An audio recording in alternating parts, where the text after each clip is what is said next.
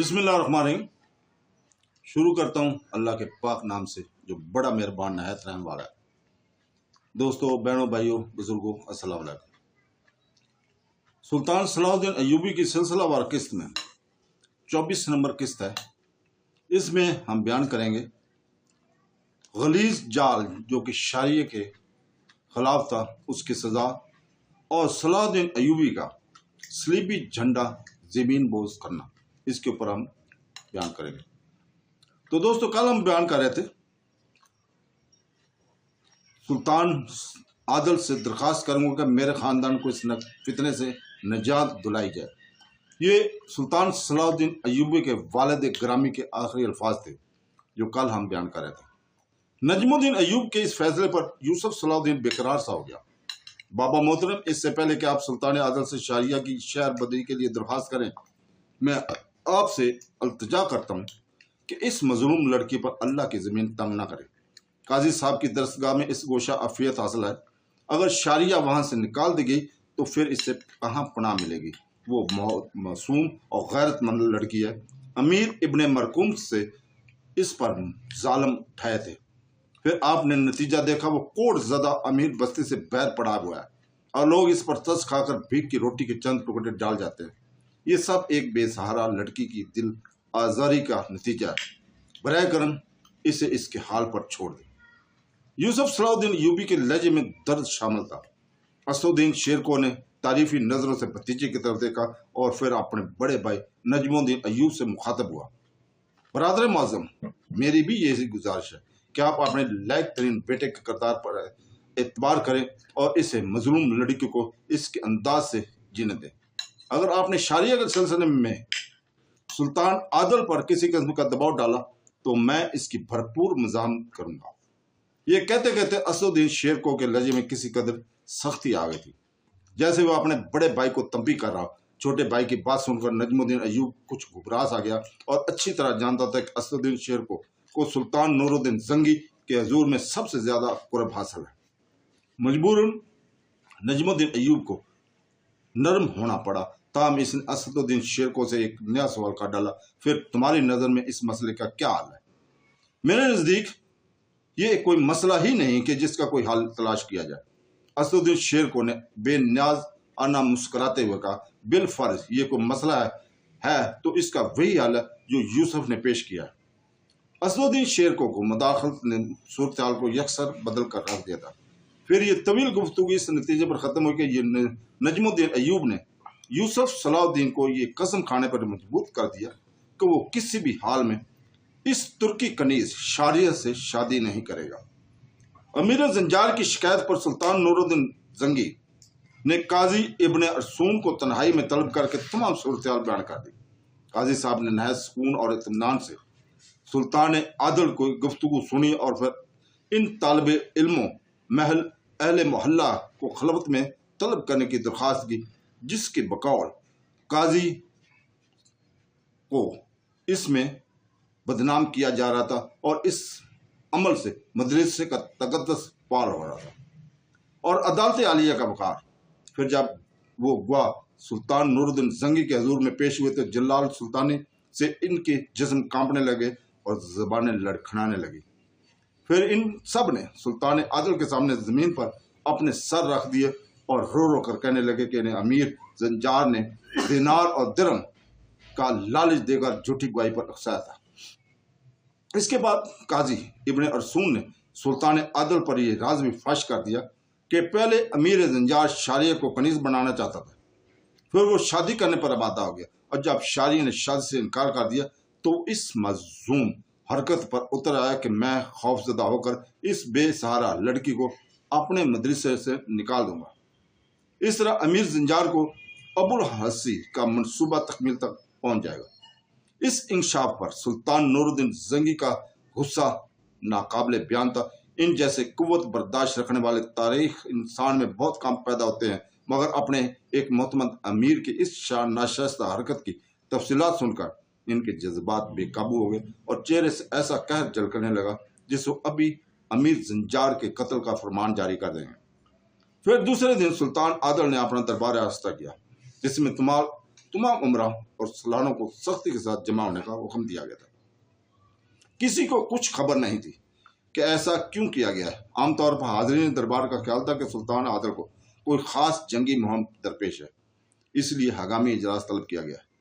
फिर जब तमाम उमरा और फौजी सलार जमा हो गए तो सुल्तान नूरुद्दीन जंगी ने इंतहाई पुरजलाल लहजे में अमीर जंजार को मुखातब किया और उमरा की अगली कतार में बड़ी शान और गरूर के साथ बैठा हुआ था।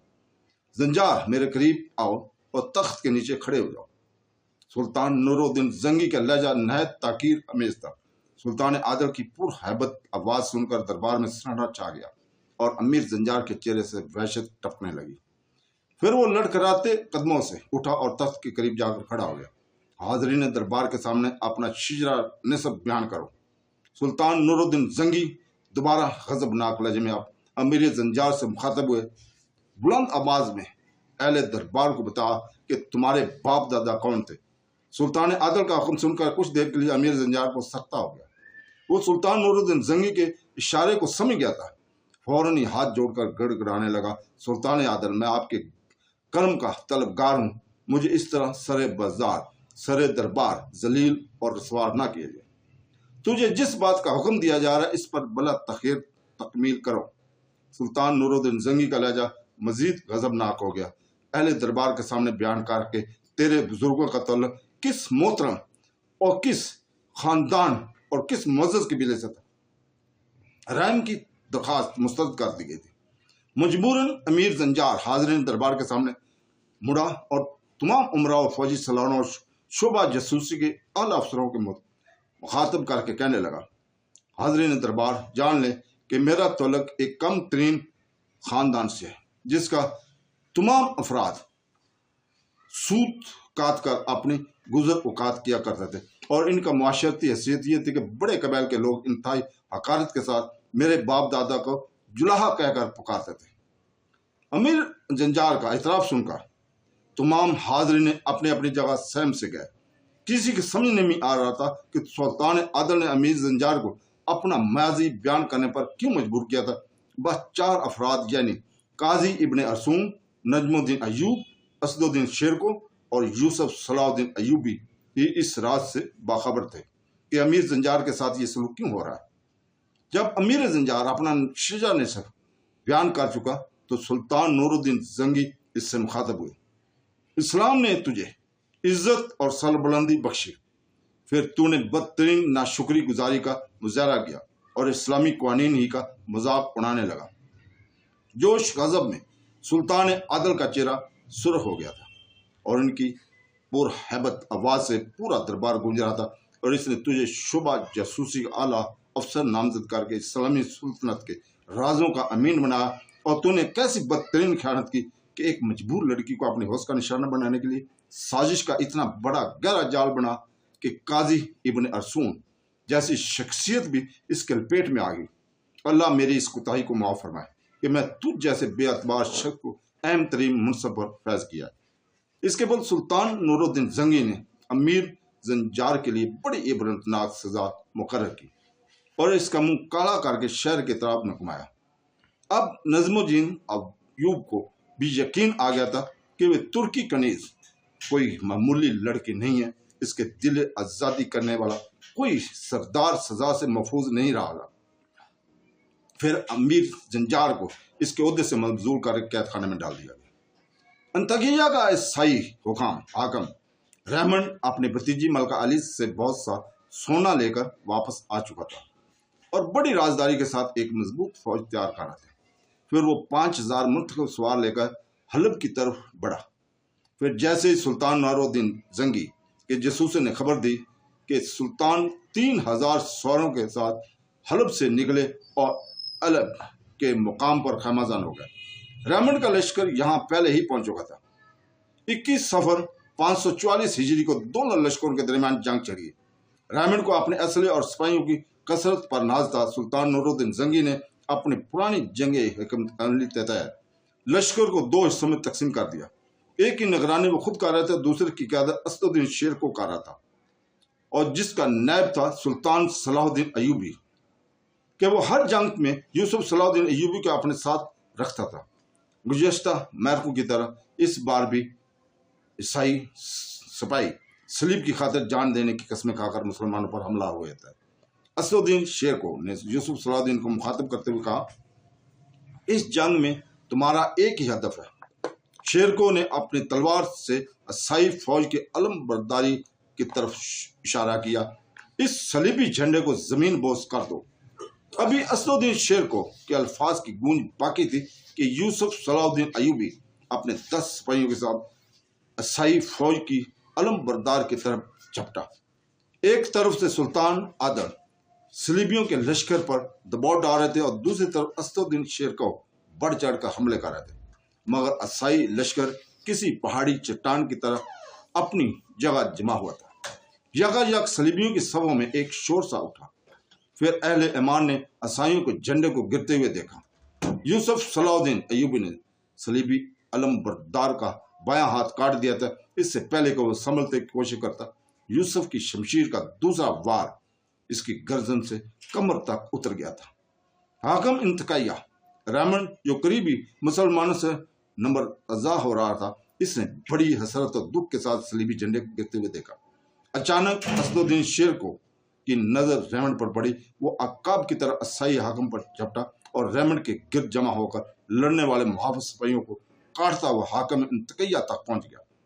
ریمنڈ کو یقین نہیں آ رہا تھا کہ مسلم سالار اتنی آسانی سے اس کی حفاظتی دستے کو طے کر کے اس تک پہنچ سکتا ہے۔ ریمنڈ کچھ دیر تک اسد الدین شیرکو کو شمشیر خار شگاف سے بچتا رہا، مگر ایک وار اتنا پرفریب تھا کہ ریمنڈ اسے کچھ ہی نہیں سمجھ سکا۔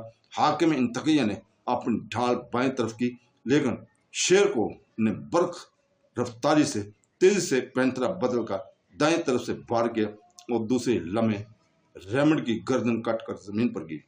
اپنے سردار کا یہ اثر دیکھ کر صلیبی سپاہیوں نے اسد الدین شیرکو کو اپنے نرغے میں لے لیا۔ شیرکو نے تیغ زنی کی بے مثال جوہر دکھائے اور 15-20 عیسائی سپاہیوں کے سر قلم کر دیے، مگر وہ اکیلا تھا، صلیبیوں کا اثار توڑنے میں ناکام رہا۔ اسد الدین شیرکو کو کئی زخم کھا چکا تھا، اب اسے زندہ بچنے کی کوئی امید نہیں تھی۔ آخر اس کے توقف کے قریب لڑنے والے مسلمان سپاہی اس کی آواز سن لے۔ اسد الدین شیرکو نے پوری طاقت کے ساتھ نعرہ تکبیر بلند کیا۔ یوسف صلاح الدین ایوبی زیادہ دور نہیں تھا، اس نے چچا کی آواز سنی اور اپنے 10 سپاہیوں کے ساتھ آواز کی طرف پلٹا، پھر پشت کی طرف سے ان صلیبیوں پر ایک بھرپور حملہ کیا جو اسد الدین شیرکو کے چاروں طرف حصار کیے ہوئے تھے۔ تھوڑی دیر میں یہ حصار ٹوٹ گیا۔ اسد الدین شیرکو شدید زخمی ہو چکا تھا، لیکن تازہ کمر نے اس کے حوصلے بلند کر دیے تھے۔ یوسف صلاح الدین اور اس کے ساتھیوں نے بیشتر صلیبیوں کو موت کی نیند سلا دیا تھا، باقی جان بچا کر فرار ہو گئے۔ پھر جب یوسف صلاح الدین چچا کے قریب پہنچا تو اسد الدین شیرکو کو لڑکھڑا رہا تھا۔ زندہ باد میرے بھتیجے، بیٹے۔ اسد الدین شیرکو نے یوسف کو گلے لگا لیا۔ چاچا کے بہتے ہوئے خون کو دیکھ کر بھتیجے کا لباس بھی سرخ ہو گیا۔ پھر یوسف صلاح الدین اسد الدین شیرکو کو سہارا دے کر خیمے تک لایا۔ اس جنگ میں سلطان نور الدین زنگی نے بھی کئی عیسائی سرداروں کو تیغ کیا تھا۔ پھر جب ریمنڈ کے قتل کی خبر ہندوستان پہنچی تو شہنشاہ ہنری دوم نے سکون کا سانس لیا اور مسکراتے ہوئے بولا، اس مذہبی جنونی کا یہی اشور ہونا چاہیے تھا۔ مگر ملکہ الزی کو ریمنڈ کی موت کا شدید صدمہ تھا۔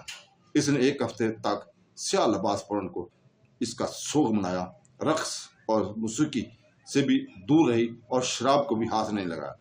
بس وہ اپنے 4 سالہ بیٹے رچرڈ سے باتیں کرتے رہی، تجھ پر بے شمار صلیبیوں کا خون کا انتقام قرض ہے۔